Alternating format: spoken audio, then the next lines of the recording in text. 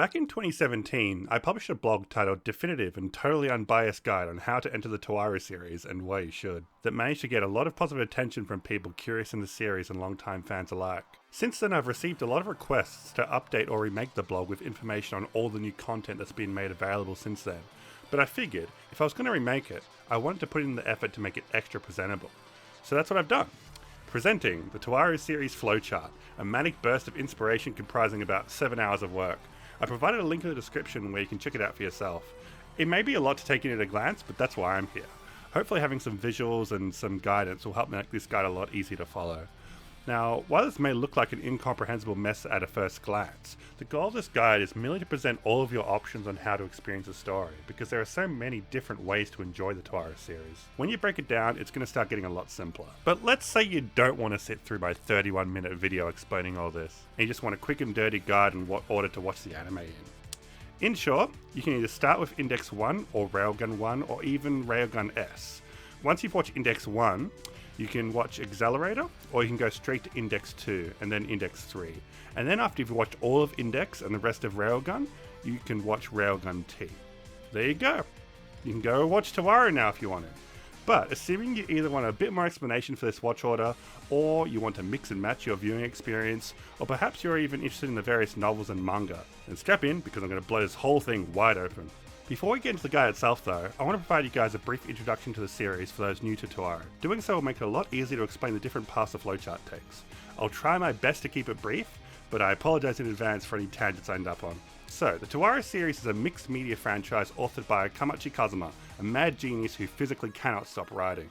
The story is set in a familiar Earth where each of the world's major religions and spiritual organizations have within them magicians who wield the power of magic to meddle in international affairs in secret. Though this isn't your garden variety of JRPG magic. The magic in the Toaru series is heavily researched and based upon real-world occultism and mysticism. The central principle of how magic works in Toaru is idol theory, the idea that symbolism and representation or imitation of some object can invoke the same properties and attributes of the original. An everyday example of this would be the rituals of baptism and Eucharist in Christianity, using everyday objects, food and drink to invoke the properties of God and Christ. In the context of Toaru, this can be applied to a near infinite number of fantastical applications, such as using runes to summon a giant of fire taking on the likeness of the witch-hunting Pope Innocent VIII, or constructing a magic circle by use of onmyodo, feng shui, and coloured origami representing the 4 cardinal directions and 4 guardian animal gods of Japan, or wielding an obsidian dagger based on the Aztec god Tlahuizcalpanticutli. That guy, to reflect the light of Venus to destroy anything that light touches. These are just some of the potential applications of magic. And most importantly, anybody can perform magic with enough hard work and effort. That is, with the sole exception of espers, who are unable to perform magic without sustaining grave injury.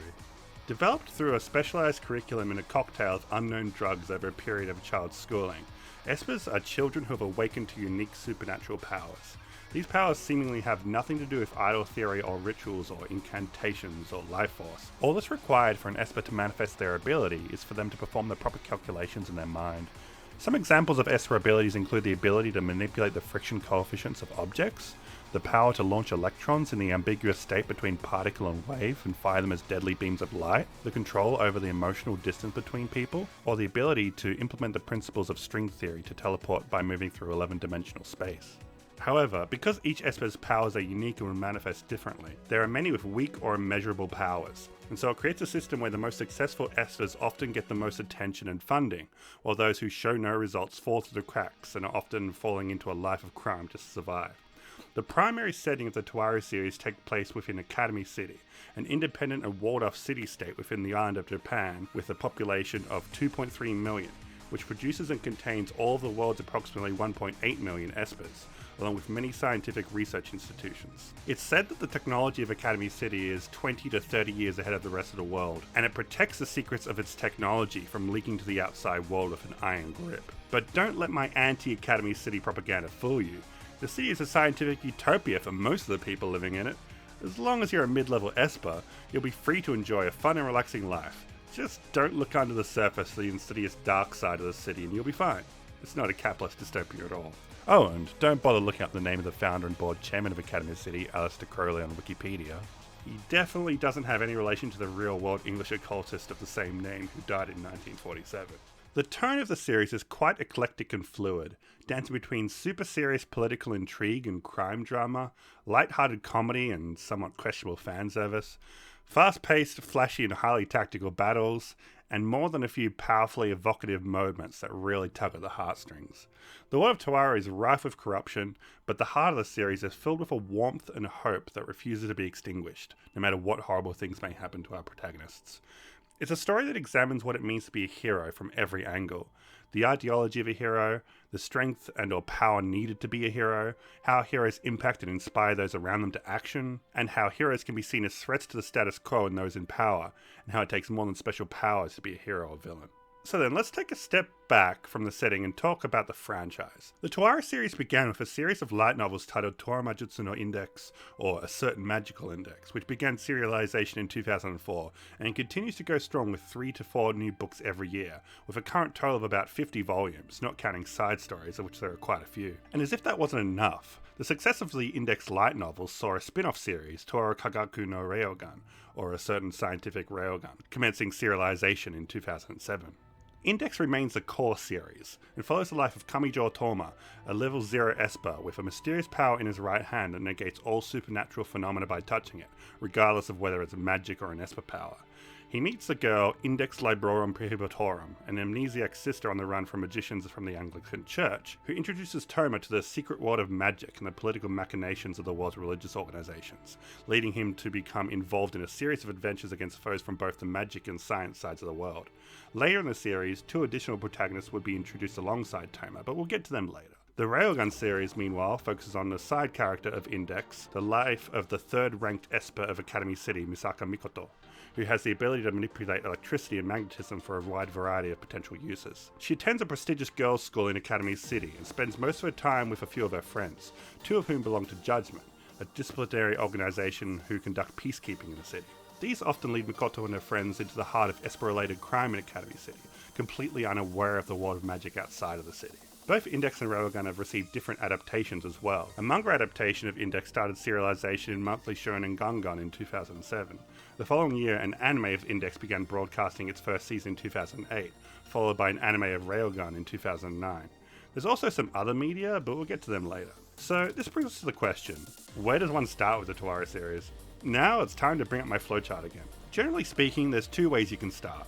You can either start with Index with the Index arc, or you can start with Railgun with the level upper arc. Both stories occur more or less concurrently at the start of the timeline of the story, so you can really start with either one. Index serves as a great introduction to the multi-layered world of Toaru and throws you right into the action, while Railgun takes a slower approach and focuses more on Academy City and the science side of the world. There's also differences depending on which adaptation you pick. Notably, the Railgun manga is much shorter and more condensed than the Railgun anime, which opted to add a lot of filler and anime original story arcs to reach a full 24 episodes. What you end up with is an anime that feels a lot more fluffy than the rest of Toaru. A lot more girls doing cute things, just relaxing and having a good time in between solving crimes and conspiracies. A lot of people really love the atmosphere of Railgun's first season, but it is a bit of a departure from the general feel of the rest of the series, so I think that's worth keeping in mind when making a decision. At the end of the day, it's up to you. The debate of which series to start with continues to this day, but as someone's consumed all of the story, my personal recommendation is the best to start with the intended beginning of the series and watch or read the Index arc first.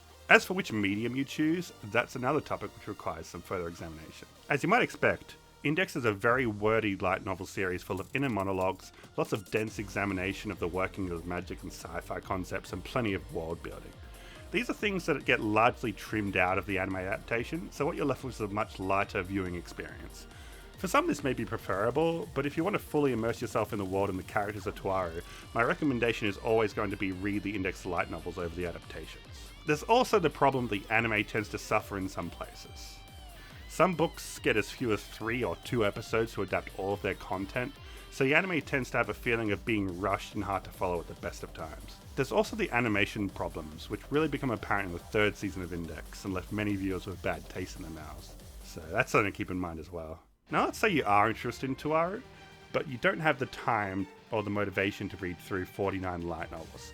Another option is to read the manga, which as an adaptation is rarely brought up within the fandom, but I feel deserves a lot more attention and respect. The Index manga notably skips volumes 2 and 4 of the light novel, so you may need to switch to a different medium for those arcs. But since then, they've been adapting every story arc in order as it comes. Though the manga is also slow to produce, and it is still not even halfway through the content of Index Season 3, so I think people tend to overlook it. But I can say with confidence, the Index manga is a vastly superior adaptation of the light novels than the anime is.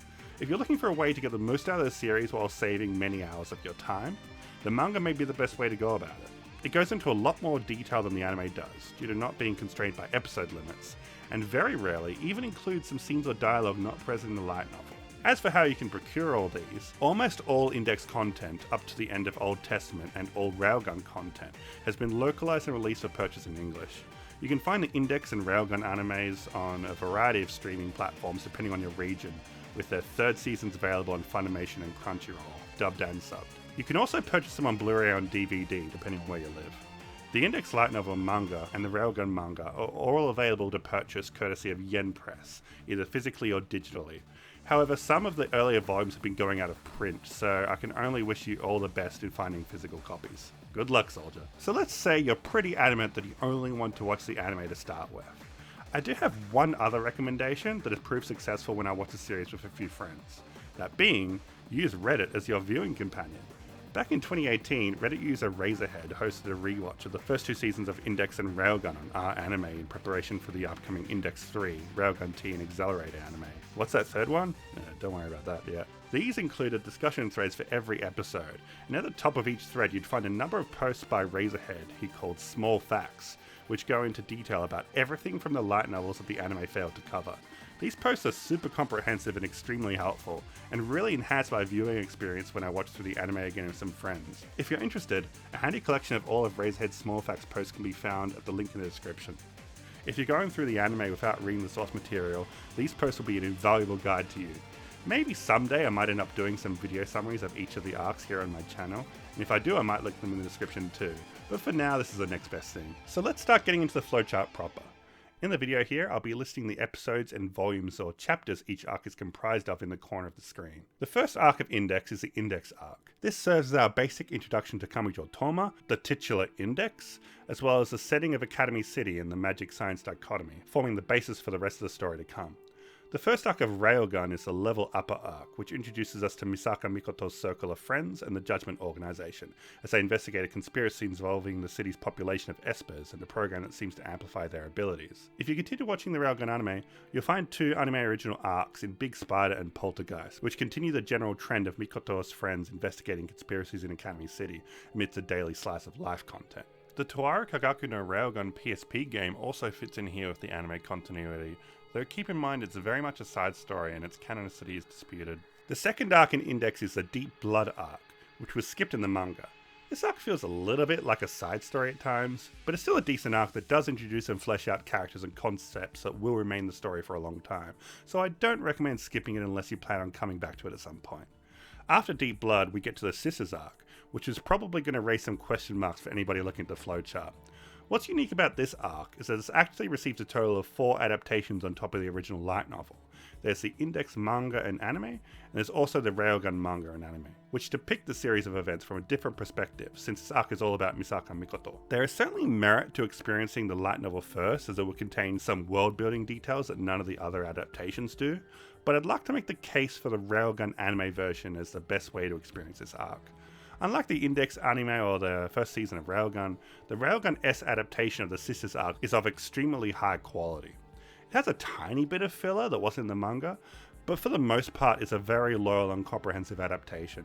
But what's really relevant here is that the Railgun version of the Sisters arc includes a lot more content that wasn't explored in the Index version, as the Railgun version depicts all the events in Mikoto's life that led up to the confrontation with Toma that we see in Index. And I can't stress this enough, this is really, really good content that's worth experiencing, with no compromises made on quality for the anime. When I'm first getting people into the Toaru series through the anime, I always watch the first 9 episodes of Index before jumping through to episode 1 of Railgun S. Despite switching between 2 different series, almost everything that happens in the Index version of this arc is also depicted in Railgun, so it flows really well as a perspective shift. The first episode of Railgun S is technically anime original, but it does a good job of introducing the viewer to Mikoto's daily life before diving into the Sisters arc. arc, so no prior knowledge of the first season of Railgun is required. Of course, you can go back and watch the first season of Railgun first if you want, or you can go back to it at any time in the future, and you won't really lose out on anything. There's lots of options available, but I really think episodes 1 to 16 of Railgun S is the best way to experience the Sisters arc, and also just an excellent way to hook new viewers into the appeal of the Toaru series. The Silent Party arc, which follows on in the Railgun anime, is once again anime original, and arguably non-canon, so you can watch it or skip it as you like. But don't rush to Railgun T yet, or you'll get very lost. More on that later. I keep noticing how I switch pronunciation between anime and anime, or something like that.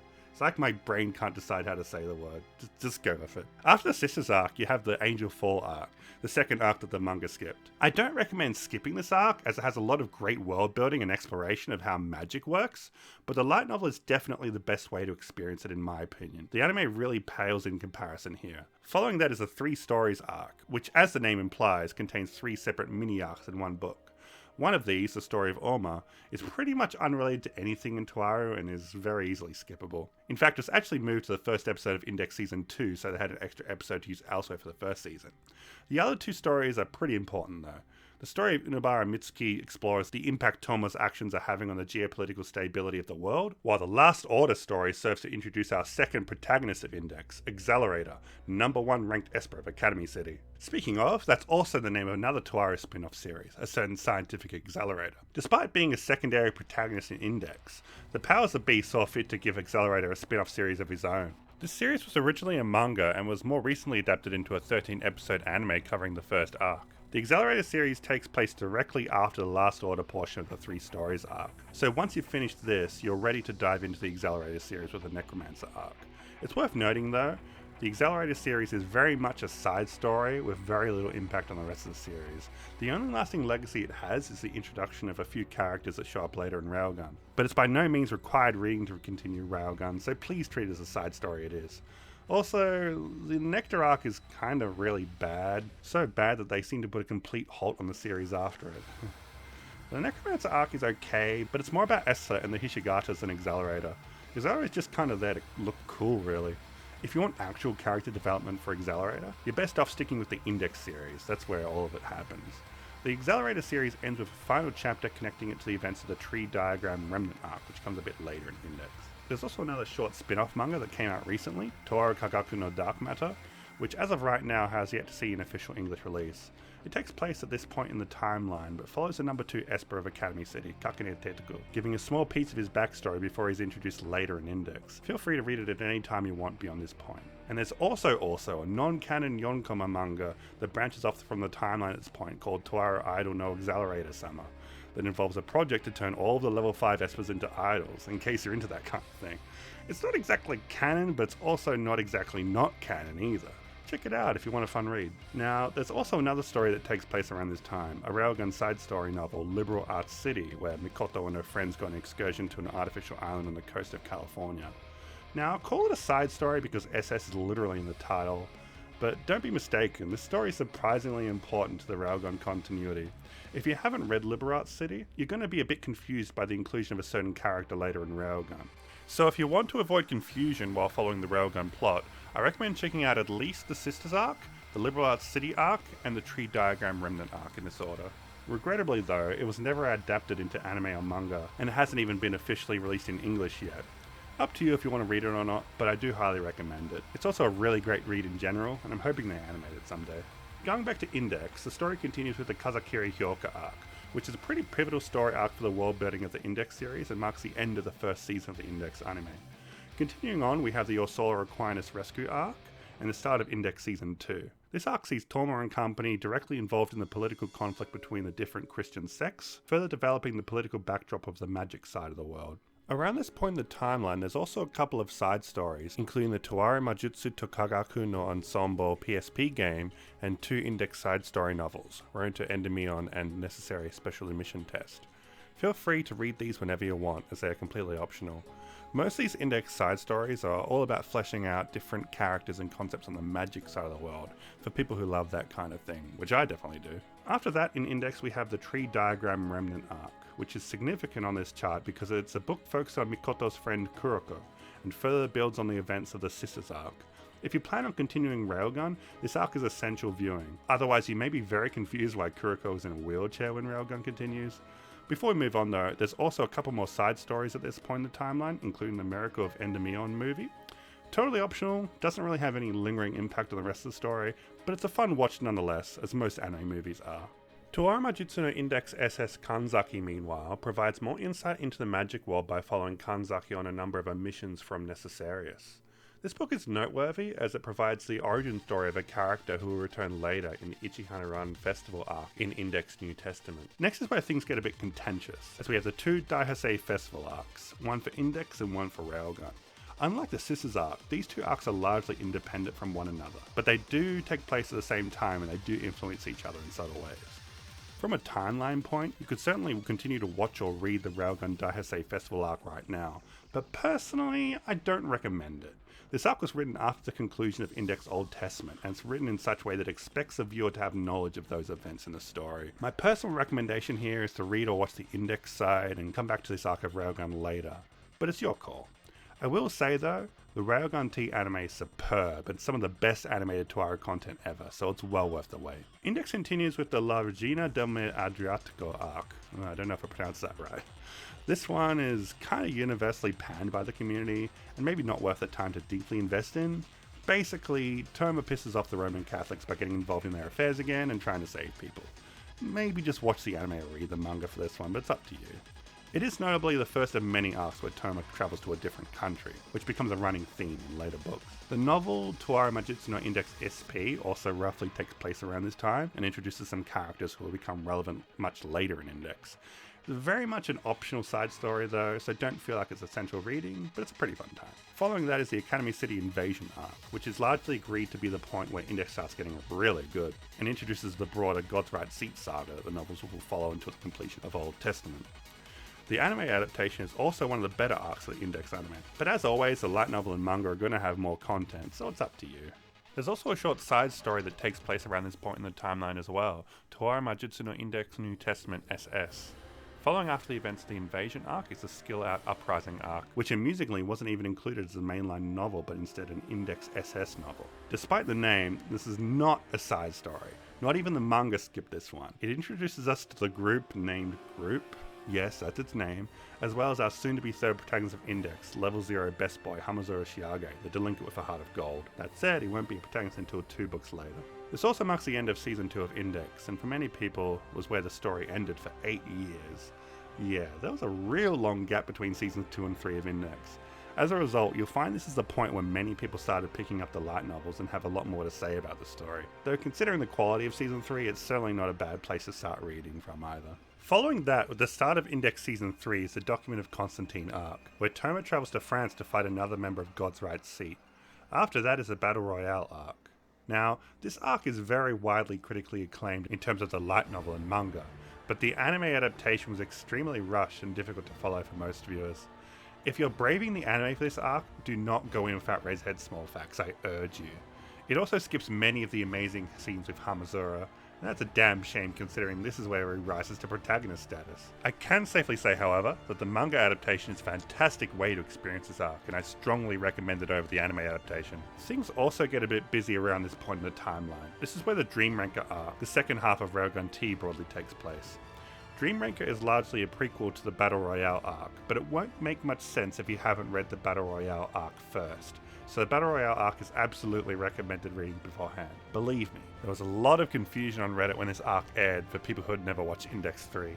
But again, my personal recommendation is to finish Old Testament of Index first before continuing with Railgun if you want the best experience without any spoilers. Don't worry, we're nearly at the end of Old Testament now. Additionally, there's also another manga series that has been released in English that takes place at this point in the timeline, Astral Body. This is a real gem of a series that follows the life of Hokaze Junko, friend of Shokuho Misaki, and is deeply entwined with Shokuho's past. You could read it at this point, but the story references a lot of events that aren't explored until much later in the series' timeline, so I recommend holding off until then if you can. Following this, there's also the new and ongoing Toaru Kagaku no Mental Out manga series, which seems to follow after the events of Astral Body and Dream Ranker. Continuing on from the Dream Ranker arc in Railgun is the Jailbreaker arc, which is the most recent Railgun arc to be published in manga, with the new arc currently in progress. It's unknown how far Railgun will continue to go, but here on out things get a bit more straightforward in terms of the timeline. On the index side we have the Aqua of the Back arc, which is currently being adapted in the manga. Definitely recommend the light novel and manga for this one. The anime is rough. There's also a side story which was released around this time, which contains an anthology of short stories focused on various characters from around the world of Toaru, many of whom are introduced for the first time here. SS2 is an essential reading, but many recommend it if you plan on continuing forward to New Testament. Following that in Index, we have the British Royal Family arc, or the British Halloween arc. I like that name a lot better. Come on, everyone should start calling it British Halloween. That's what they call it in story. This is definitely one of the most exciting arcs in the novels, but in the anime it's kinda a bit disappointing. You know the drill. Read the light novels if you can, or if you have to watch the anime, at least use Razorhead's notes. After that is the Dragon arc, which is actually adapted pretty well in the anime, surprisingly. And lastly we have the World War III arc, concluding the Old Testament series and the third season of Index. Around this time, there are a number of side stories released that I've included here on the flowchart as well. This will be the point where I'd say you're okay to go back to Daihasei Festival arc of Railgun and get the most enjoyment out of it before continuing with the rest of Railgun. After that, it's pretty much all light novels. Welcome to New Testament and eventually Genesis Testament. I don't think the flowchart needs much more exploration from here. It's all pretty It's all pretty self-explanatory from here on out. There's a couple of side stories that fit outside of the regular flow of events, and so I threw them into this flowchart based on when they were released. Other than that, the only thing worth noting is the Mental Out arc and the Biohacker novel. Mental Out includes lengthy flashbacks to Misaki Shokuho's past with Toma, which are also a direct sequel to the events in Biohacker. Feel free to read Biohacker whenever you want, as long as it's not too early in the series.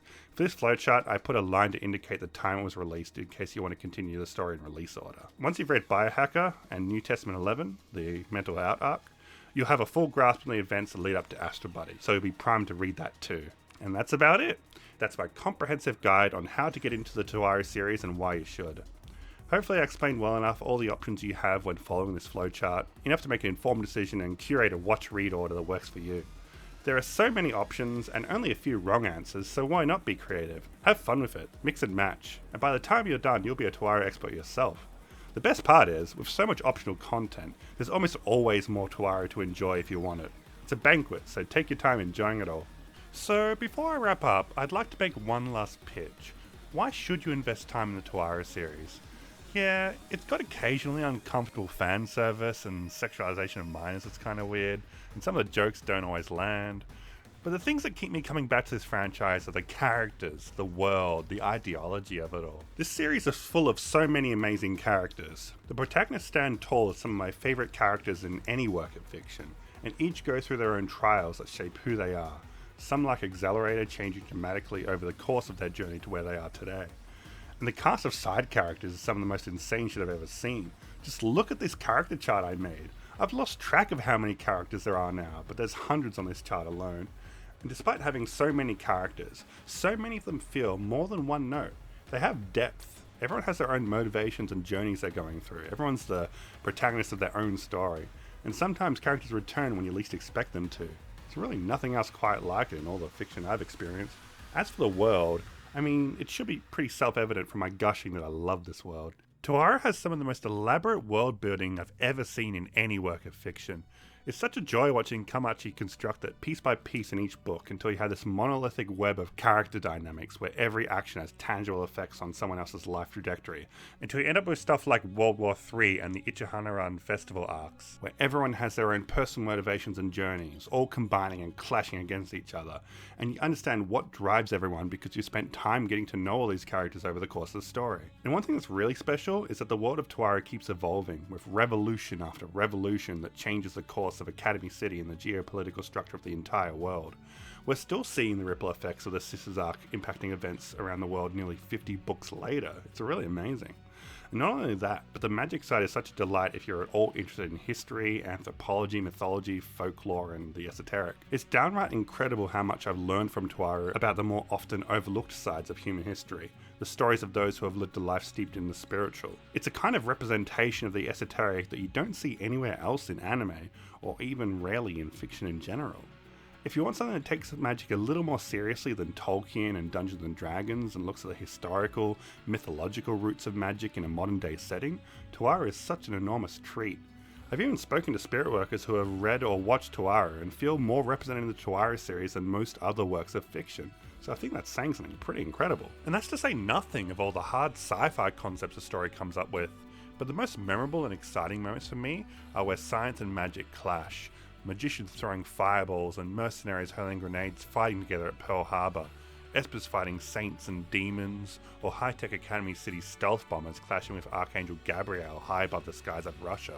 These are just some of the spectacles that you can only find in the Toaru series. And lastly, the ideology.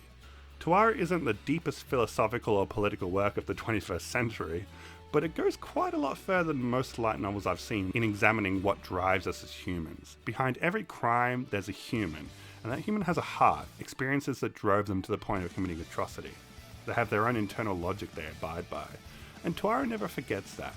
Toma, as a protagonist, is a character that will never forget the heart behind every tragedy, and won't let the villains forget either. Again and again, he'll raise his fist against injustice to fight for a happy ending. But just as well, he'll do so to give his enemies a chance for redemption. With his words in his right hand, he'll break apart their self-constructed prisons of logic that led them into thinking committing atrocities was the only way to move forward. And once they've finished fighting, he'll extend his hand out to them and show them another path. It may sound cliche, but the warmth radiating from the Toaru series in spite of all the tragedy and darkness has always touched my heart, and even helped me a bit in my own life whenever I feel like I'm losing my way. It's a story which preaches that it's okay to be selfish, that it's noble even, but no matter what, you need to be honest with yourself, because the moment you start lying to yourself with false justifications and stray from the path, from your true will, one can only hope a good friend will be there to clench their fist and destroy those illusions, because there's always another way forward. These are just some of the messages Toaru has helped teach me in my time reading it. Also, our fandom has the best man-loving manship of the 21st century, but we'll get to that in another video. For now, I hope this video has been helpful to you, and I look forward to producing more Toaru-focused content for all of you in the future. This is Gumlead Sofalosha, and I lay my pen down for now. They really should turn Liberal Arts City into an anime movie at some point.